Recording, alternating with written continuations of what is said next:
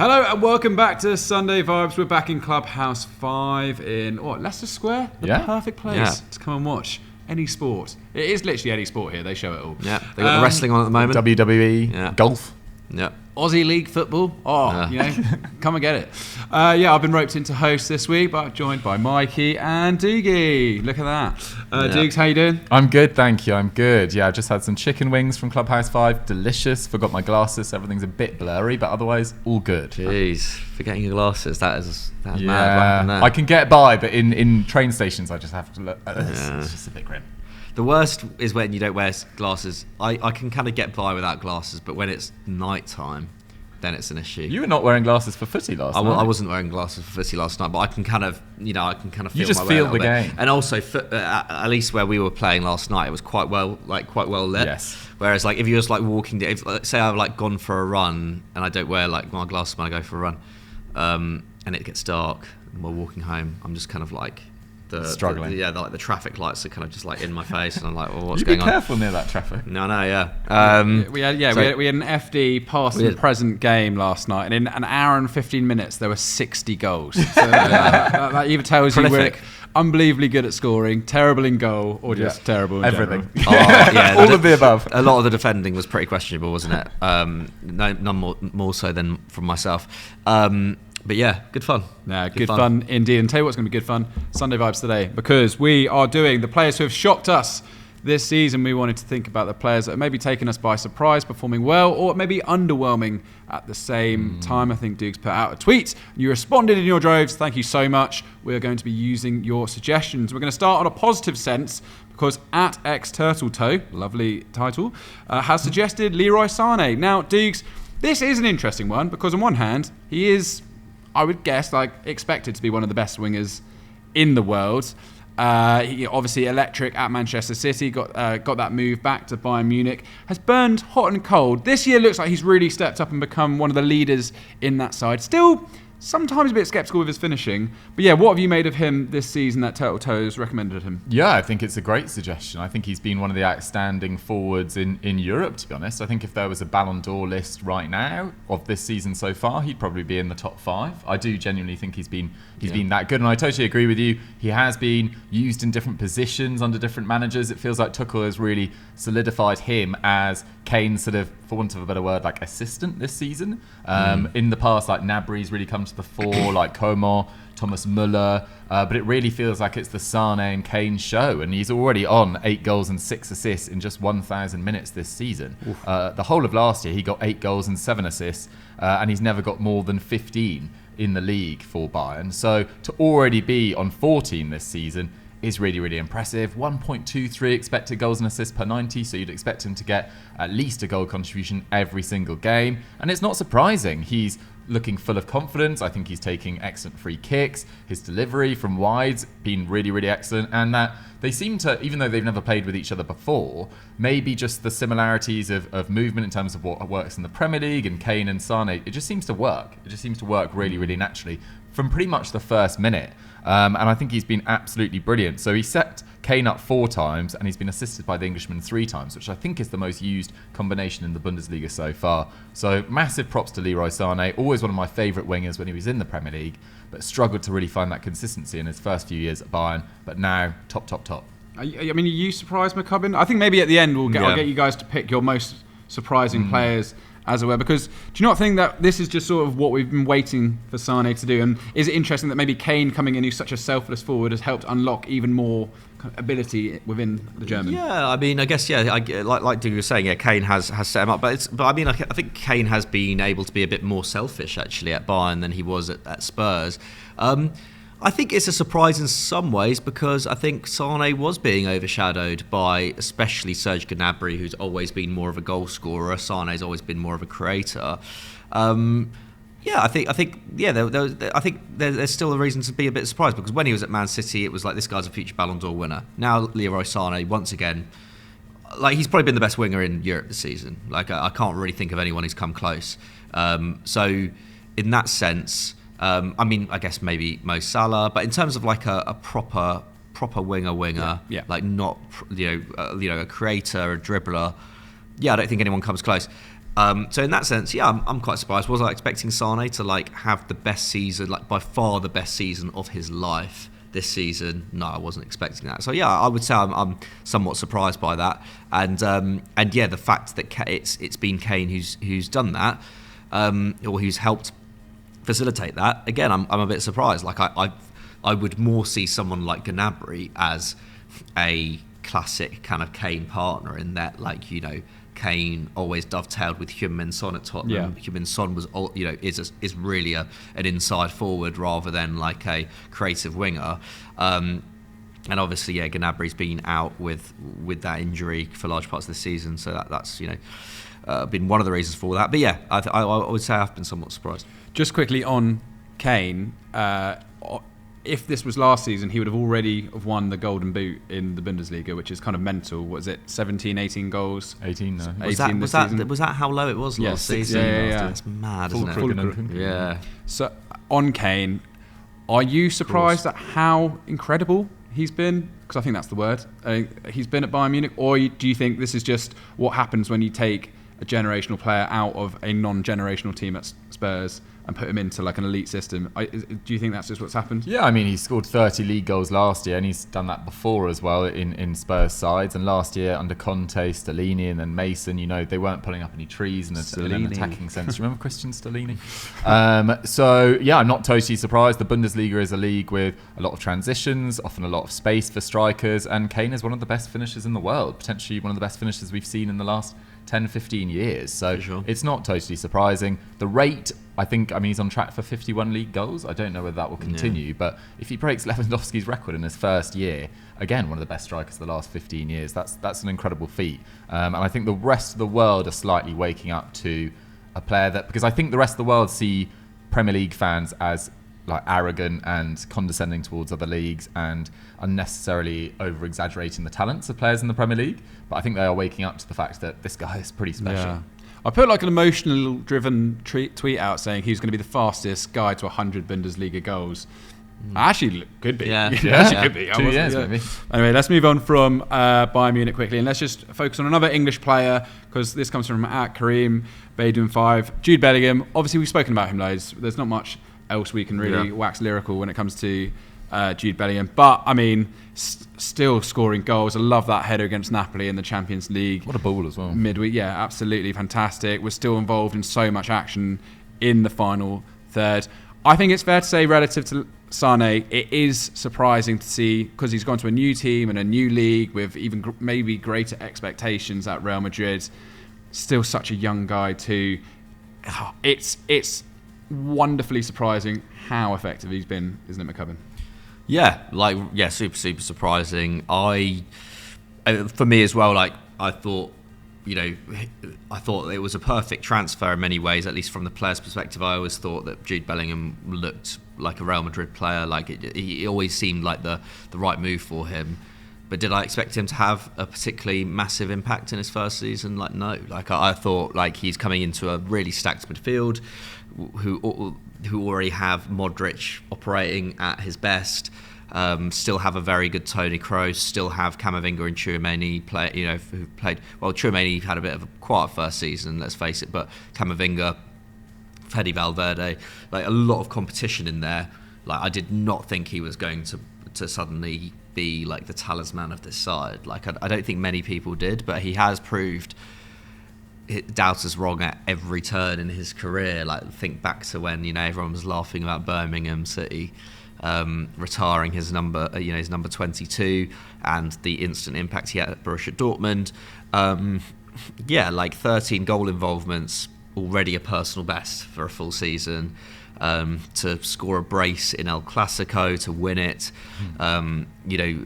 Even with Vinicius Jr. out of the side, he's still producing. He's playing now rather than as the only advanced midfielder / striker. He's now playing kind of as in an advanced boxed midfield with Rodrigo on the left and Joselu now on the right side of the attacker, and he's still having a huge impact. Yeah, that ball for Joselu with the outside of his right foot, so from the left half space, is just again it just shows how complete he is already as a player. I feel like we've spoken a lot about Jude Bellingham, so we don't need to dwell on him, but absolutely. I think he, in many ways, probably the most surprising player of this season for me. Just because I just didn't think. I genuinely remember saying in the summer that as a long-term investment, Jude Bellingham for Real Madrid is like one of the best transfers of the last few years. But I specifically remember saying, like, I don't think he'll actually, like, this season alone, I don't think he'll have he's not going to win them the league or whatever, and he could genuinely win them the league. Yeah, so it's like it's pretty mad in that sense. He clearly he just thrives on pressure, doesn't he? And has taken his game to a new level. Like, he genuinely looks even better than he was at Dortmund. Yeah, I mean, it's interesting that they've almost changed formation to accommodate him, going to sort of him playing in front of like a midfield three. So they've kind of just tried to get as many of those good ball players in behind him as possible to occupy space away from him. I have to say, in Clubhouse 5, they have his Real Madrid shirt here. It's tucked over there, isn't it? Was that? This is a Dan one, mate. That's how big an impact he's had. You see the number 5 on a Real Madrid shirt, and you instantly just think, "Oh, that's just Bellingham's shirt." Yeah, it's an early 2000s Dan one. I swear it was here. Maybe I'm wrong. Just quickly, McCubbin, what do Jude Bellingham and Dougie Critchley have in common?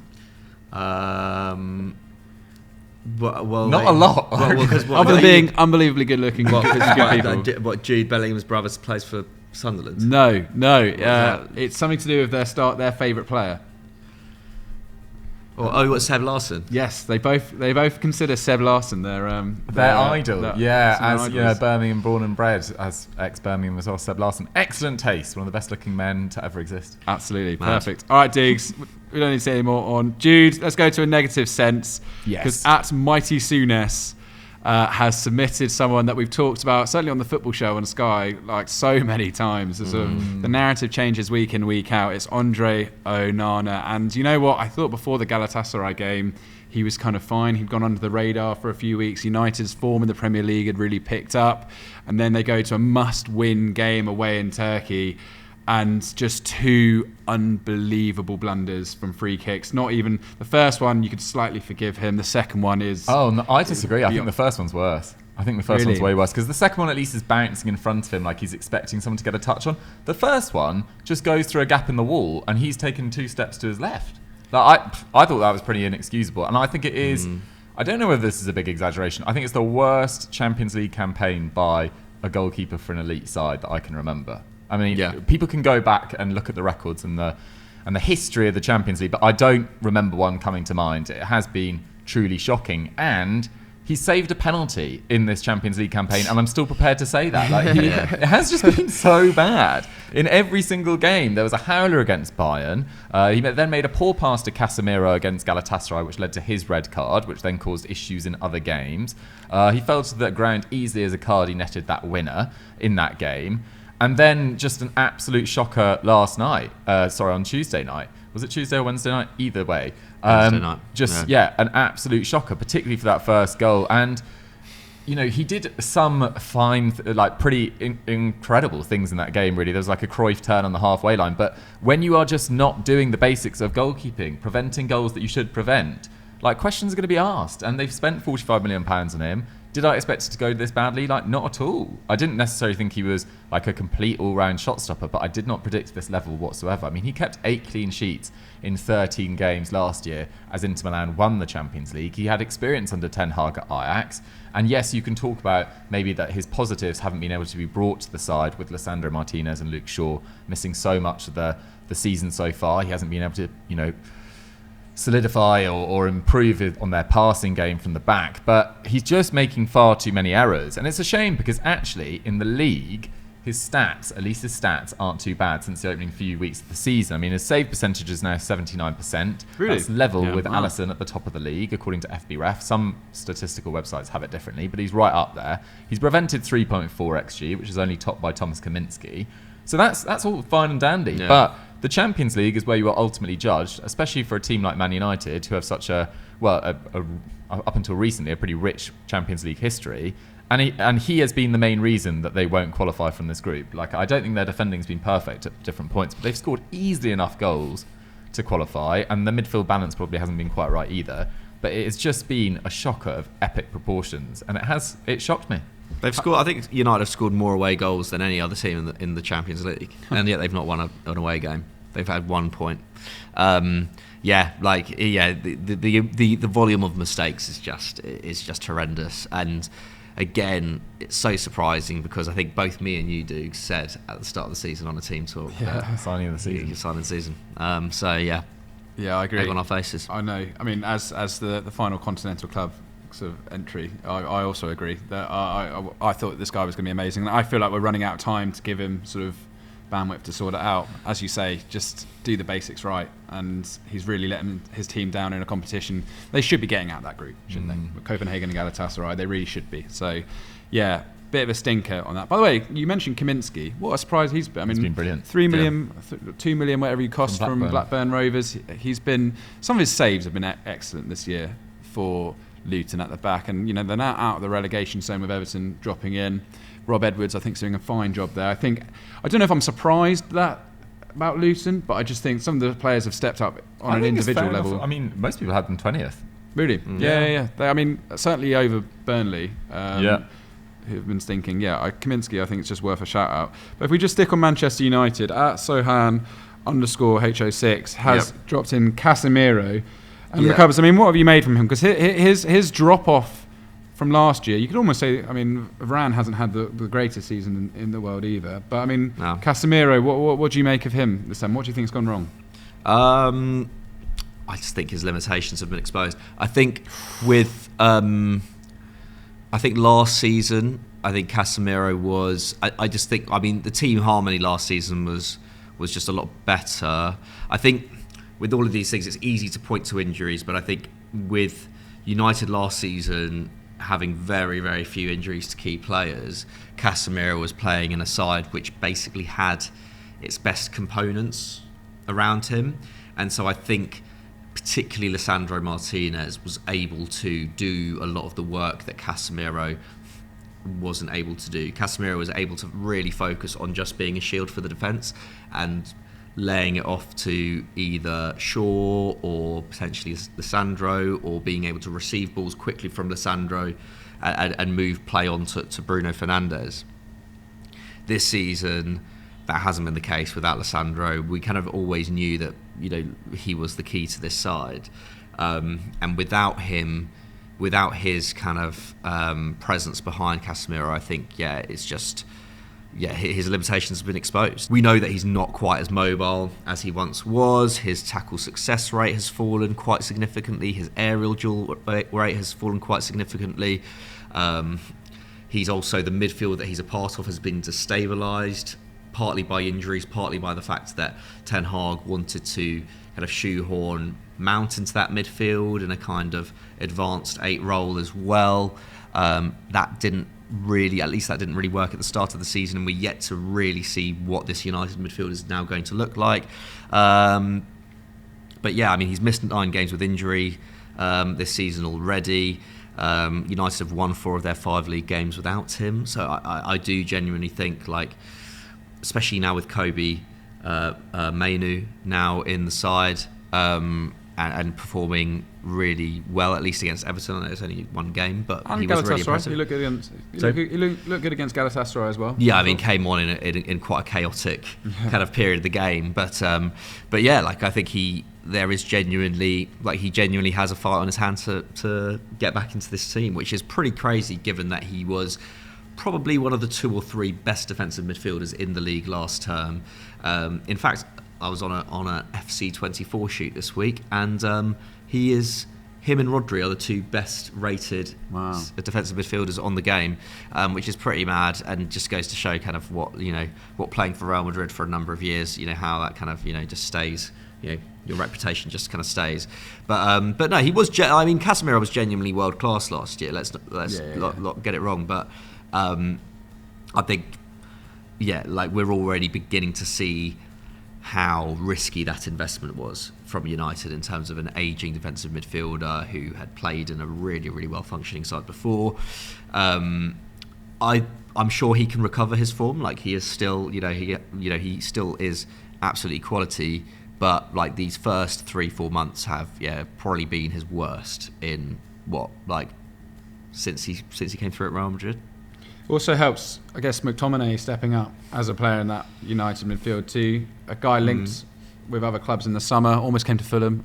How I wish that could have happened. Also went to West Ham as well. To see how good that he's been, has that been? I think that has been. I think that has also been a surprise. Also, like his impact at Scotland, which I mean, he's always had a big impact for Scotland, but especially with them qualifying for the Euros, that goal that should have been given against Spain. And it's interesting with McTominay because obviously he got that brace against Palace as well. It felt like actually a more advanced role for him was working, but actually he's been okay in a double pivot as well. It's interesting how that team has stabilised a little bit over the last month, albeit against fairly weak opposition. I think also as well in this United side, he has become a little bit of a leader as well. McTominay, certainly is in the Scotland camp too. In some ways, I would say because I was quite happy for him to leave in the summer. I still don't think in the long term he is of the quality to be a United starter, but he has certainly proved a really useful squad player this time. I'm excited to see Scotland at the Euros. I think they've got quite a few. Their squad looks better than the previous one in the Euros 4 years ago. I'm just going to pick up one quickly from at LFC underscore commentator Darwin Nunez as a surprise. Obviously, he was judged a bit harshly last year. 9 goals in 1,900 minutes. This season, he's got 4 goals and 4 assists in 684 minutes. I mean, I don't think that's necessarily surprising. I don't think he's a surprise. He's still just so bizarre, wonderfully bizarre to watch as a player. Because those stats should be better than what they are, if you think about it. He's scored some... When he's not thinking, he seems to be able to score great goals. The second he's got too much time on his hands to... I mean, that finish against Luton, I know it would have been ruled out anyway. Or maybe it wouldn't have been ruled out. I can't remember if it had gone to VAR. But some of his misses this season have been... the one that comes off his thigh. The one in the Europa League as well, that happened. I mean, it is... I think he's a great player. If you look at every game he seems to turn up for Uruguay. He's scoring goals as well. He is a force up front. He is quick and he can finish. It's just like, I don't know if I'm pleasantly surprised this year. I just think he is what he is. I think he can only get better though. That's the thing about Nunez. I think the problem is how long Liverpool are willing to kind of just continue bank effort in a guy that you just don't know what performance you're going to get out of him. Or he's always trying. You can't take away anything from his work rate as a player. It's just they need a figurehead who can take sort of the goal scoring pressure off Salah, and I know Jota and Diaz. I don't know if they do. They never needed Firmino to score a ton of goals to be great. Sometimes he did though. Sometimes he did, but Nunez scored 9 goals last season. How many times did Firmino hit 15 goals in the league? I actually can't remember. Nunez will, I think, hit at least 12, 13 goals in the league this season. He's operating, he's 4 goals and 4 assists in that many minutes. That's around the same as Saka's got in far more minutes for Arsenal. And people rightly saying that Saka is one of the 2 best right wingers in the world. If he's a right winger, he's not a centre forward. Yeah, but Nunez has also played on the left. Nunez, his role is not just as a goal scorer. He has provided to Salah. I think he's provided more assists to Salah than anyone else has provided assists to anyone else in the league this season. He is still performing great. Even last season, this is why I don't think it's that much of a surprise. Last season, Liverpool always looked better with Nunez on the pitch. That was just a fact. Especially in games in which they were struggling, if Nunez came on, that attack suddenly looked dangerous. And I think Jurgen Klopp will always have faith in him because he brings that upside to the attack. He does bring a bit of chaos, but it's not like it's accidental. He is a really strong, really fast, actually quite intelligent striker who can provide for teammates as well. And in the long run, Liverpool needs someone who can score 25 plus goals probably, because Salah's not going to be able to do it forever. But Salah still can do it. Are you surprised by him in the context of the show? Are you surprised by Darwin Nunez's performances this year in a positive sense? No, I don't think. No, I'm not particularly. Because I think he looked great before. I think the price tag was always looming over him, wasn't it? And if they paid a probably more fair price for him, I don't think there would have been anywhere near as much scrutiny. If Man City hadn't signed Haaland that summer, they wouldn't have been as much scrutiny on him. Yeah, but so I'm not overly surprised.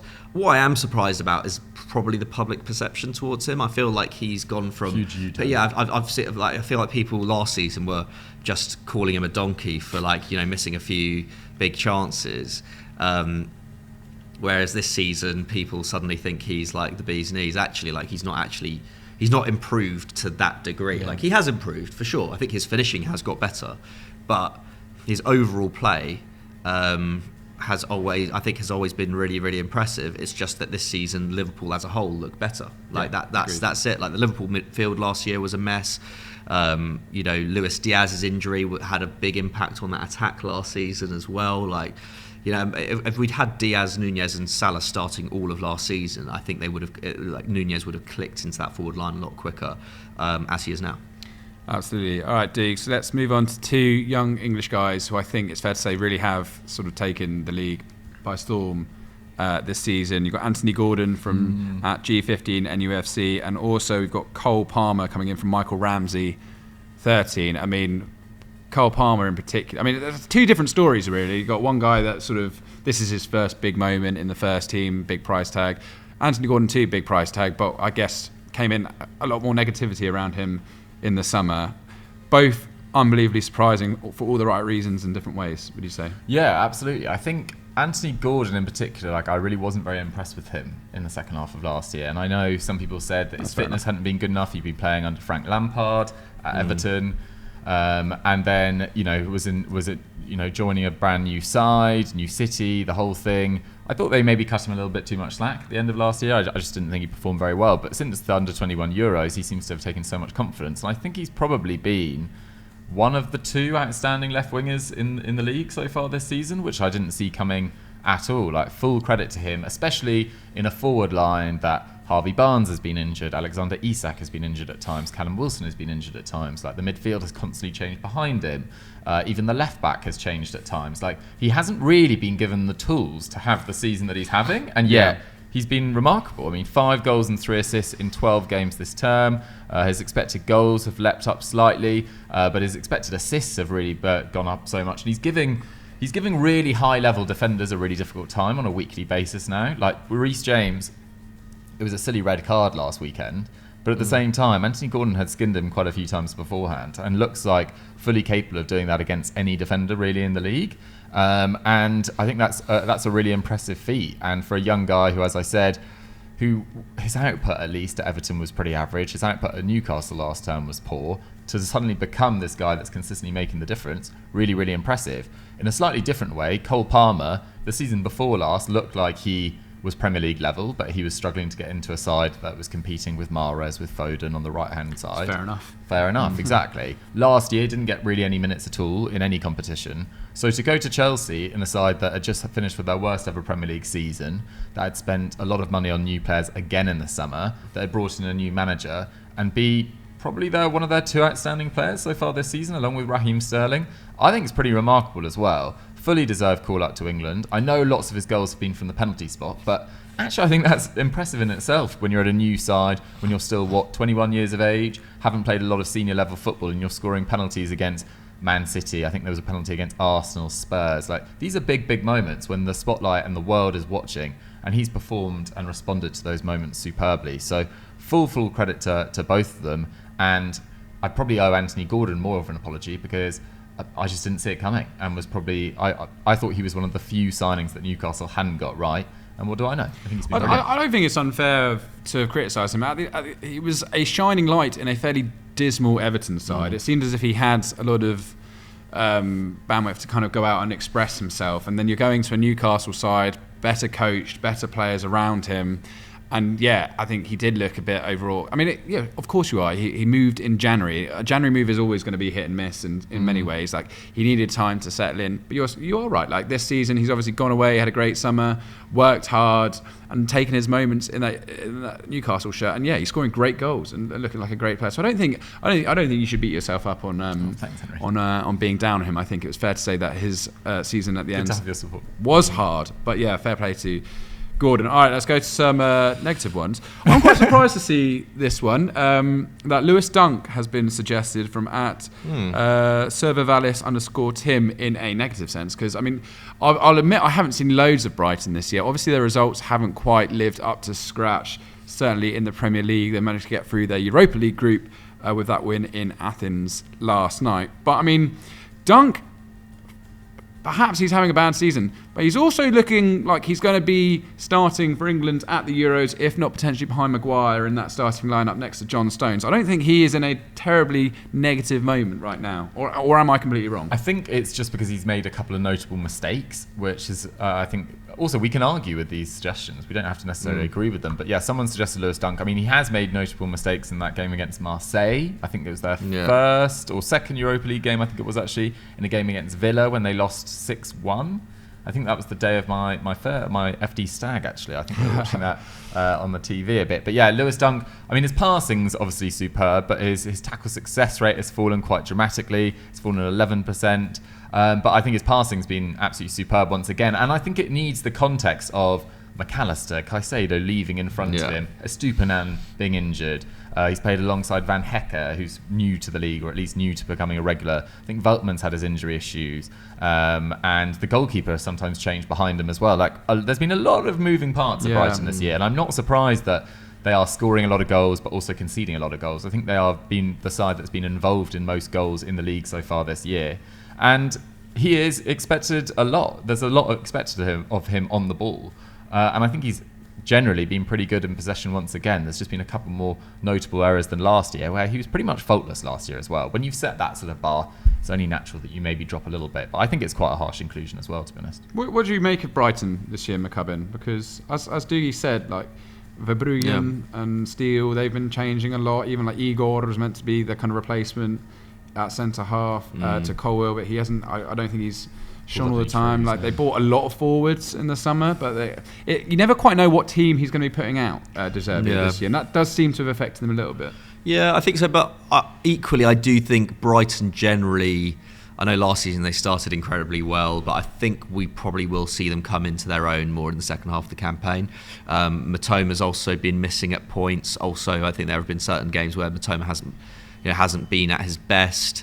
Like Dee was saying, Estupiñán, that left hand side was so essential to them last year, and sometimes it does happen with clubs that sell, that are great at recruiting young players and then selling them on for a big profit. Like, sometimes there does come a point where it's like, okay, we may be oversold. Maybe getting rid of Caicedo and McAllister in the same summer was maybe a step too far in terms of expecting us to perform at exactly the same level as last year. Like, that does happen, and that's fine. Like, and to be honest, Brighton really did become flavour of the month after the end of last season. Roberto De Zerbi being considered like, a potential replacement for Pep Guardiola at Man City. All these kind of things. Like, we did.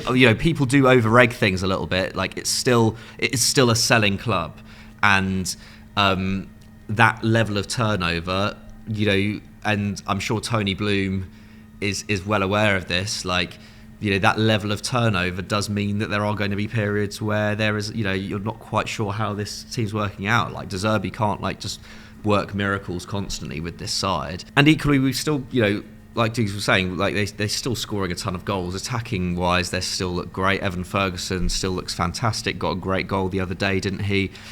Even though they're dealing with injuries to players like Enciso, who had a really bright start to the year. I think he's been a big loss as well. We're yet to see Joao Pedro fully become a starter in this side, but he's popped up with some really important goals recently as well, none more so than against Forest on the weekend.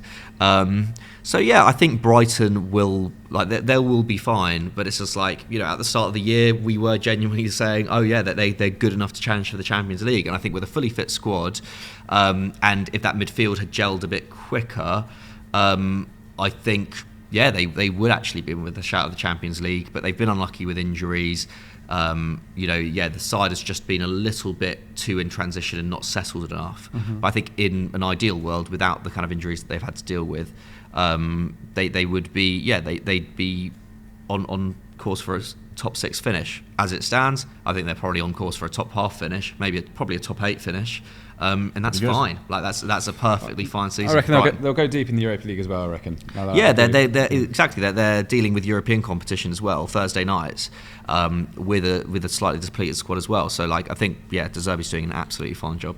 Dukes, Mikey mentioned the loss of Moises Caicedo there, and this has been suggested at LFC G97.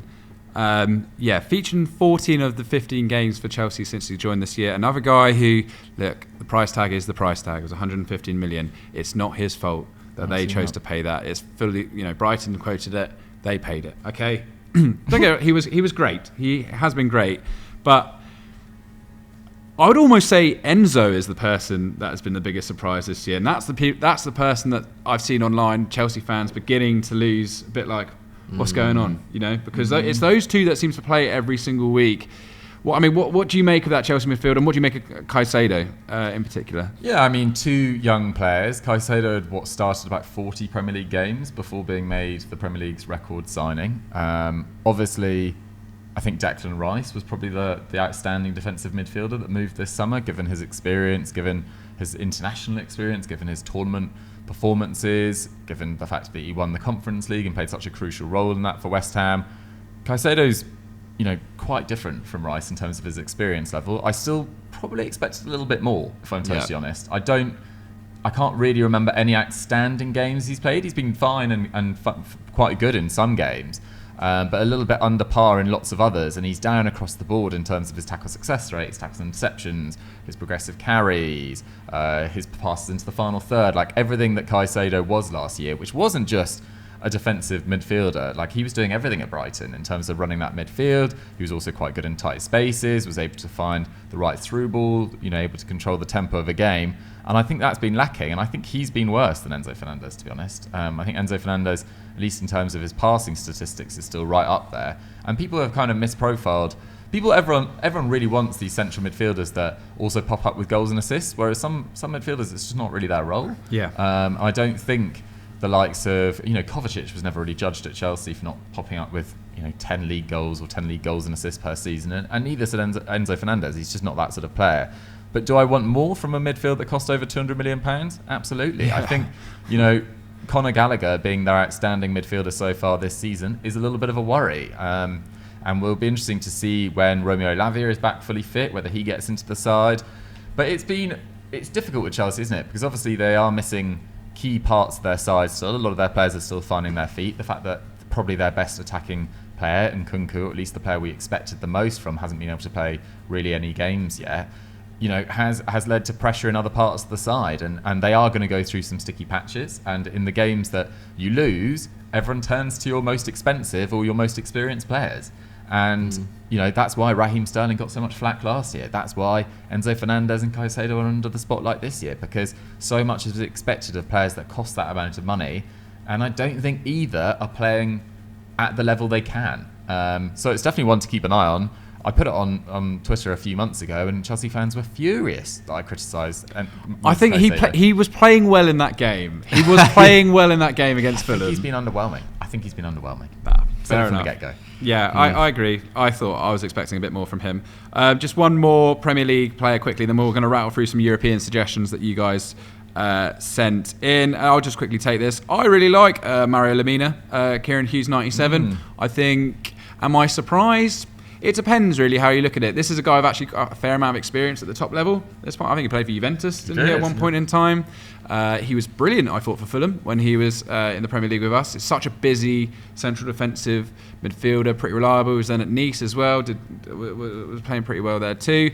And now at Wolves, and we were sort of saying beforehand off camera, like the evolution of this Wolves side into more of a dogged, just playing with a lot of heart. Like, I remember O'Neill talking about how he's tried to connect with the fans and really create a side that the fans would really respect, kind of tapping into the local culture and whatnot. And I think you do see that in this Wolves side. Like, no one really expected them to have this season they're having, and they are, drilling out results, or at least expecting it. And like Juan, I'd say what a huge revelation he's been up front. I really didn't think that we'd see him sort of evolve into a real goal-scoring midfielder. I thought maybe that kind of Red Bull Salzburg hype had sort of faded too far. But yeah, Mario Lemina, when you look at him and you look at that midfield that he's playing in, next to Bellegarde, next to Gomes, he's easily the most experienced player in that midfield. And I think considering they lost Niguez and they lost Nunez, and even the guy that he's at Braga, João Moutinho as well, like that's a big... Is he at Braga now? He's at Braga now. It's a lot of experience to go out the door.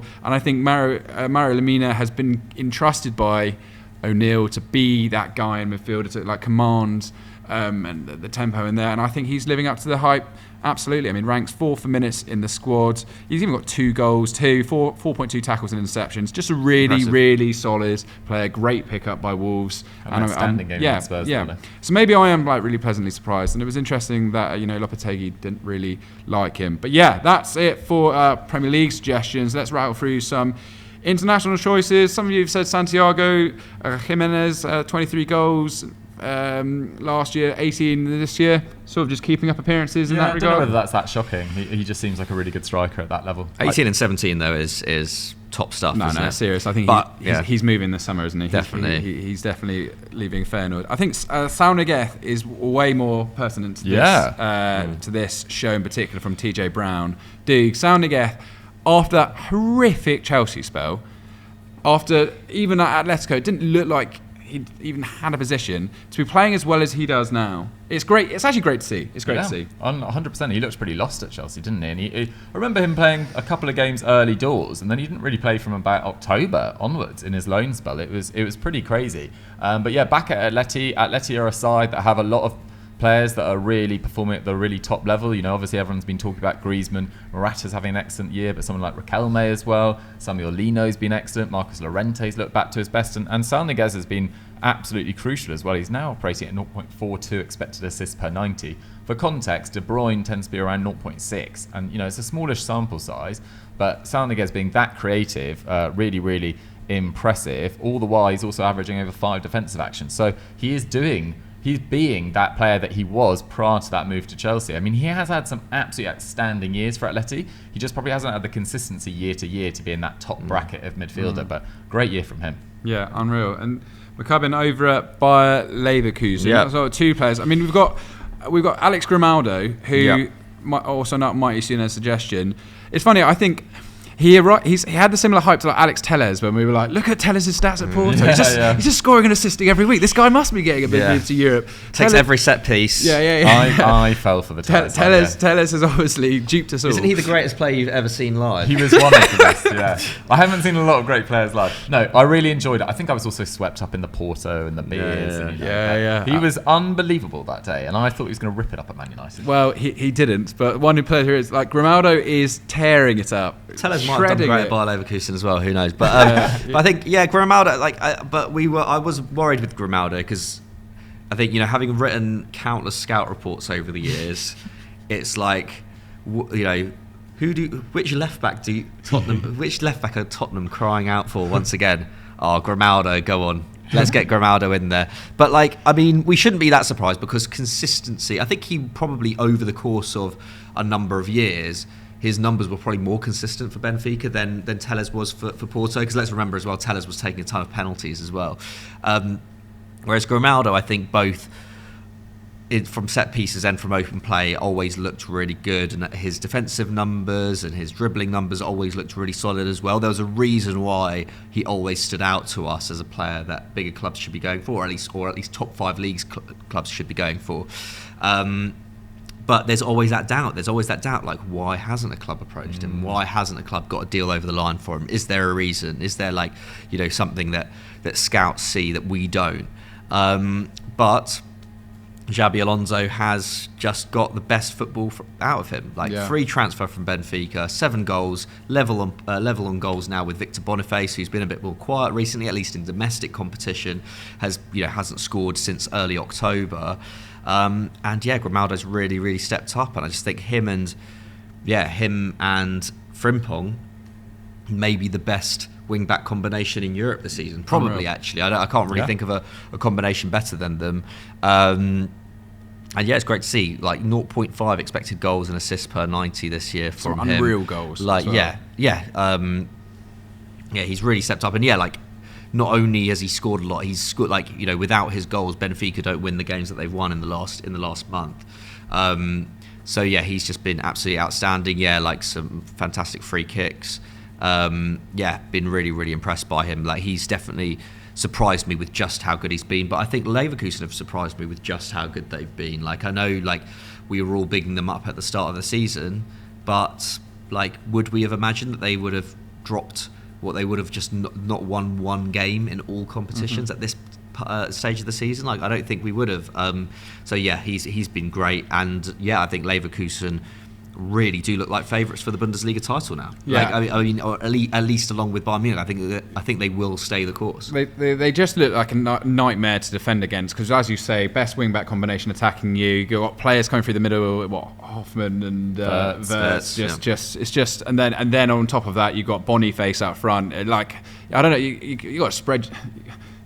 You almost have to have everyone back to kind of I think they played. And Granit Xhaka's one of the best progressive passers in Europe this season as well. It's going to find you. I think they've played 19 games in all competitions this season. I think they've scored 3 or more goals in 13. Mad.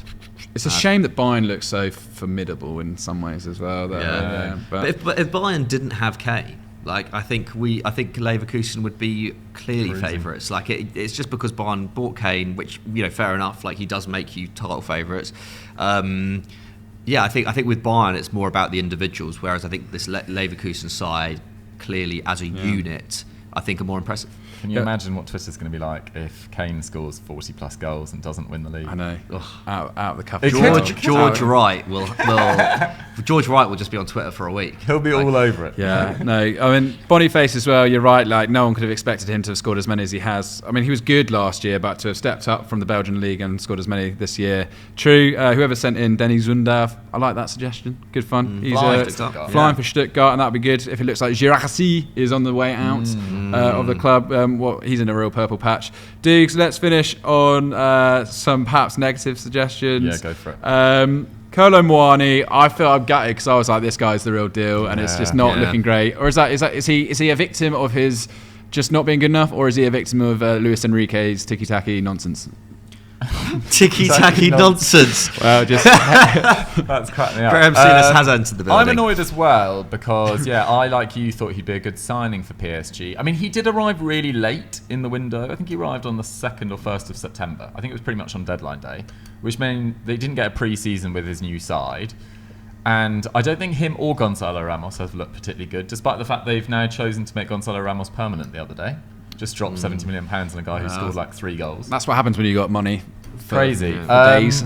So I think there are obviously some issues with how they're using their strikers. But Kolo Muani's a good player to have because he can also play out wide. If Mbappe leaves at the end of this year, he's worth having around. It's not been terrible as well. 4 goals, 2 assists in 13 games since joining.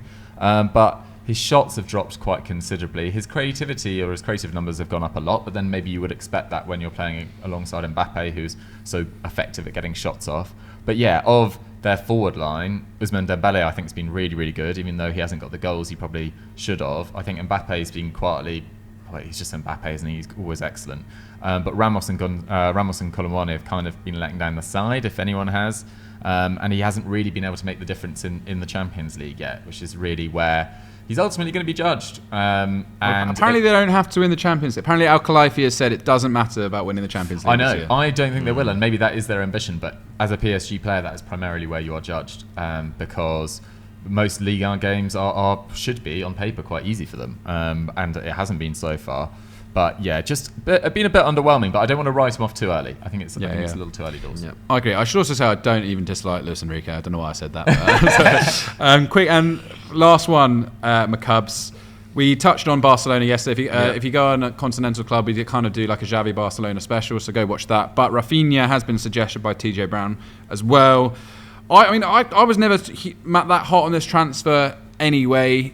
But I mean, in the surprise factor of his season this year, where do you stand on it? Yeah, I mean, I have been surprised at how little he's been used by Xavi, that's for sure, especially given that he was probably Barcelona's most impressive winger in the second half of last season.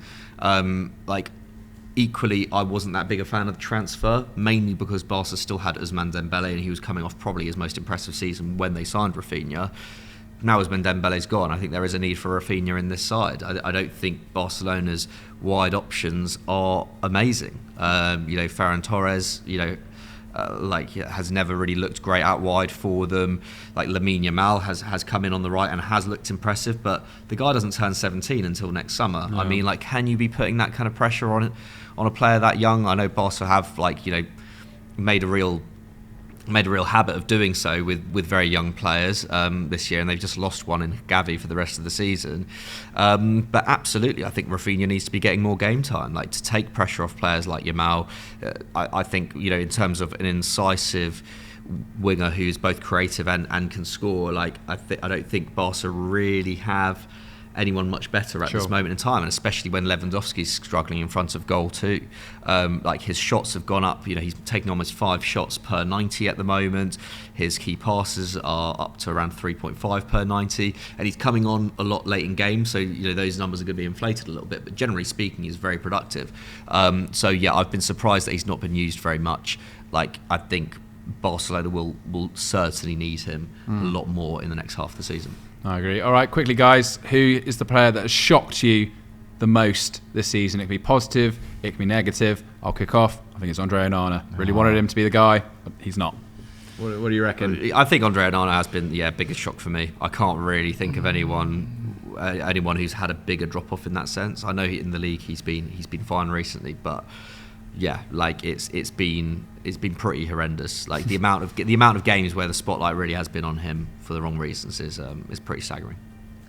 He'll be fine though. He will go with Victor Boniface. Yeah, because I mean we didn't even get around to talk about him, I don't think. But Serhou Guirassy, at least he'd been at Stuttgart last year and actually scored, I think, 11 league goals. Boniface came from Union Saint-Gilloise. He'd only had 1 year there, been pretty good there, but not exceptional. And he has slowed down a bit recently. But his shots, I think no one's taking more shots than him per 90 in the entirety of Europe. I'm going Boniface. Nice. Good. I'm glad you ended on a positive. We couldn't have just had more Andre Onana back to finish off the episode. Anyway, that's it. No quickfire questions this week on Sunday Vibes. Thanks so much for joining us. If you have time, please go look at our interview with Kai Havertz, which has gone out this week. A big name back on Football Daily, which isn't us three. Can you believe? Please go enjoy that. We'll see you next week. Have a great weekend wherever you do. Enjoy your Sunday. Thanks so much for joining us. Bye-bye. Like and subscribe. All that.